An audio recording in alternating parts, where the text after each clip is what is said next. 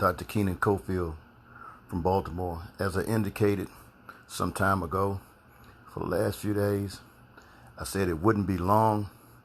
Well, guess what? You're having problems now in Louisville, Kentucky. And I have information that guess what? There are a lot of cities across America. The element, listen to me when I say the element is getting ready. They are getting ready and they get ready to take to the streets. So guess what? Don't be surprised. Baltimore, Philly, Washington, Atlanta, Chicago, Detroit, LA, Dallas, all over the country. People are angry about George Floyd. People, black folks, is tired of being discriminated against. They're tired of being killed by police. Blacks are tired of being killed by blacks. Let's get that straight too. People are tired. You have tens of millions of people didn't get no stimulus money. The majority of the people that's probably out there don't work. They don't work. Didn't work. Ain't trying to work. So guess what? The element, just like they did in Baltimore and other places, guess what? The element needs things. They didn't, tens and tens of millions of people didn't get no stimulus money. Keep in mind, if you made over 99,000, you ain't get nothing either. There are tens of millions of people who did not get not one penny of stimulus money. So guess what? All of this is what they need right now. This is fuel. This is what they need to take to the streets. This is what they need. They need things. The liquor stores, the drug stores, Target, Walmart. They're going to open them up and go shopping. It's sad. You can't stop it. You can call out, they've called out 500 National Guard people, and you have 3 or 4, 5,000 people in Minneapolis, Minnesota, and St. Paul. 500 people ain't going to do you no good. You need thousands of individuals to come in and to curtail and to be able to control this situation. And it's sad, but it's happening all the time. I got a list of women of color who work for the government and everything else being discriminated against, and not always by whites, blacks. We got a lot of black folks in office, a lot of Negroes in office pushing injustice. So guess what? Just because this is a sad situation, and I'm a first responder, I'm a retired psych doctor, it is sad when I go to look and say, oh my goodness, wow. I've seen people kill. I've seen people killed many times. I have witnessed that. That neck is a terrible situation, and it does not take much to kill a person if you know what you're doing. So let me say this. The easiest thing and the best thing for the government to do, and it's not easy. As a law school graduate, it's not easy. Civil rights violations, who, when they did that? Rodney King and and still no convictions. That's not a simple thing to do. And you have to look at the state. You have to look at the state elements, because it is very hard to charge anybody with civil rights violations, even with a murder on the federal side. So guess what? Don't look for it. Do not look for it. The state, that's a whole different situation. But we got to change. And in the way to change it, we can riot, we can tear the street, we can burn everything down. But at the end of the day, where you going? Where you going? Where you going to live? Where you going to be? And you're destroying everything all around you. We got to wake up, America. You got to wake up. Educate yourself, self-educate yourself, whatever you got to do, but you got to think, because you're not thinking. Just because you got the precinct on fire, guess what? They're going to build another precinct. They're going to build another 2, 3 precincts. And guess what? One thing about the police, they can go to another place and get a job. If you don't charge them, it is highly, very likely The blue, they go to another jurisdiction and get hired. So I'm looking forward to being able to see the end of this as to who may get charged. Because right now, the only person you could possibly charge is the individual, is the officer that turned around, that had his knee. The other individuals are complicit, conspiracy. Yes, they should have stopped it. They should have said something. They should have told him to stop. They should say, "Hey, let's put him in the car." But they didn't do that. Whether or not it is a crime under Minnesota law, I don't know. Don't live in Minnesota. But I can tell you, that's going to be a rough road to be able to charge all four. The one to put his knee, they actually killed him.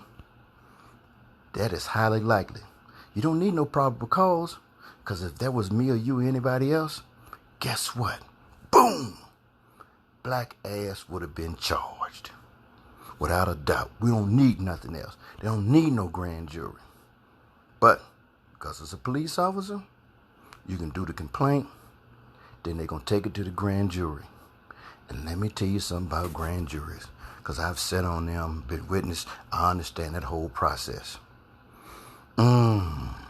You know what? It is very, very likely, and it's always the case, that even though I'm the prosecutor, if I was the prosecutor, I'm saying that mentality, how things go down, they can do what? What can they do? They can throw a case. They can either indict the ham sandwich, meaning the police or the police officer that killed Mr. Floyd, or they'll find a way to interject something to the grand jury and they come back with a no bill, meaning no charges. So, hey, don't be running around on a hoorah thinking just because you burn the town down that it's some charges. Because they made it clear today. The U.S. Attorney spoke, Ms. McDonald, and the other individual from the county attorney's office. Guess what? They're going to take their time.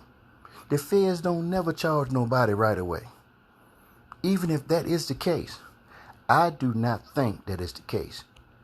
You're not going to have the president going in and William Barr saying, "Oh, charge him." Not on a real note. Behind the scenes, do what you have to do to protect the integrity of the Justice Department. And we know about the Justice Department. Come on now. We know what they really stand for. Come on now. But, listen, let them do what they have to do. But America, you got to wake up. Black America, you got to wake up and you got to think. We keep talking about justice and inequality and this and that and financial. Come on, man. It ain't that simple. You got to learn it. You got to understand the game. Thinking. And some people, it's a gift. Something about making success is a gift. Ain't no school. There ain't no school to a lot of things. Either you have the gift to see it, you have the vision to understand it and process it and do it and execute it, or you don't. Plain and simple. But Black America needs to understand, and it needs to wake itself up. And the most important thing out of all of this, not just the police, is the black on black killing. Senseless killing of blacks killing blacks. That's my problem, number one problem. Because we're going to always have incidents, unfortunate, involving the police. But they come and go. And sometimes they're a little bit too close and a little too frequent. But black on black injustice, black on black killing each other, guess what? That's every day somebody trying to take somebody out. And here in Baltimore, the mayor don't have no power. The mayor don't have no power. Nobody in the city has any power. The power is what? With the governor. And I put out a report about that. The governor and who else? And the Maryland General Assembly. They the ones had the power. There's nobody running for mayor. There's nobody that's been the mayor. None of them can change anything. None of them. And none do not have a plan to deal with the problem. Because they don't understand the elements. If you don't understand the elements, if you don't understand the problem, and if you don't understand the solution, the police commissioner don't even understand. He came from New Orleans. There's some things he did in New Orleans he ain't even thought about doing here. And I know what they are. But that's another story. So guess what? Black on black? Yeah, we need to stop that. That's the first thing we need to stop. It's the black on black. Because guess what? I tell you what. If I was the crime czar in Baltimore, holy jeepers creepers. I can only tell you. There wouldn't be no place to go, no place to hide. Because guess what? You would go to jail. You would go to jail. And my plan is the ultimate plan. And it ain't nothing nice. But I'm not the crime czar. I'm not a member of the political machine. I'm just a lobbyist and some other things. So guess what? But I tell you what. I sent the governor and them a plan. I sent a lot of people to plan. Yeah, because you're a domestic urban terrorist. Hey, when you shot the police, I was actually downtown Baltimore the other night and didn't realize why all the police was running everywhere. There was nobody. Listen, they took the lights off the street poles and put them on cars and put some lights and turned them. I said, man, there's something going down. They got some sickening 13s and all kind of stuff going on. Oh, heck, guess what? Dude shot the police, a sergeant. That's domestic urban terrorism. I have the statutes, I already have the format that could be used to make a difference. You are domestic urban terrorist. The stuff that you're doing right now in Minneapolis, oh, if I could charge you, if I was the lawyer, if I was the prosecutor, you domestic urban terrorism. That's what that is. A lot of the crimes and the murders in Baltimore and other places, Chicago, acts of domestic urban terrorism. I'm an expert in crisis management and domestic terrorism. Expert. Got it down pat. So, if you like to turn around and talk to me, I can show you the plan. But guess what? All them people down there running for office for Baltimore, ain't not one of them that's running. The current mayor, Young, just as dumb as a box of rocks. They ain't got a clue about nothing. And the governor ain't no different. I like the governor, met the governor several times, but guess what? The people around him, they don't have a clue about dealing with problems involving black folks, injustice and inequality within the inner city. They don't have a clue about how to deal with you. Maybe one day they'll pick up the phone, email, and say, man, can I see your plan? Sure, you can see my plan. And I'll help you execute the plan. But guess what? The violence got to stop. But until then, guess what? I'm sitting here watching CNN and MSNBC on split screen. Guess what? It's going down. And the problems associated with everything that's going on in this country, in this society, in this world, it's going to spread.